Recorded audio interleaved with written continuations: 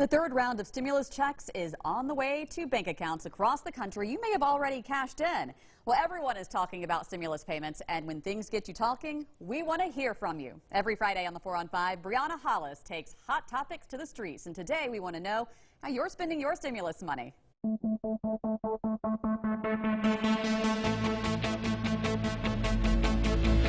How are you spending your stimulus money? I'm not totally sure yet. Talking about maybe paying off some debt. Paying off some debt, car, getting some work done on the car. And what about you? How are you spending your stimulus money? Well, we plan to do some giving to some Christian organizations with our stimulus, and basically that. Honestly, we haven't really planned on too much, but I think it's going to be paying down debt, probably getting a car that's less beat up, and some giving when we can.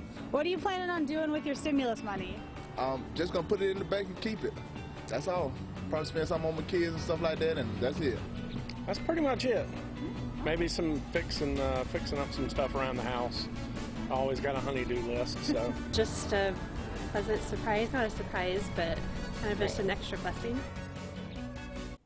So my favorite response out of all of those was the woman who said that they were going to be donating the money to That's local always groups. sweet. That was cool. And Nice the to guy hear. who said he has a honey-do list. I mean, my husband can relate. Really, almost every husband watching can relate to that. Sure. Now, Brianna, not everyone eligible has gotten a check yet. We mentioned this earlier in the week, I should say, but walk everybody through how to check on the status of their payment. Right, so there's a tab on irs.gov, and we do have an easy access to that on our website. If you go and just search Get My Payment on WKRG, it'll take you to this page, and you can click Get My Payment on the irs.gov website again, and from there it'll tell you either when your check is scheduled to be direct deposited, or if it was already direct deposited, or when you're expected to get a check in the mail. Okay, have you used it?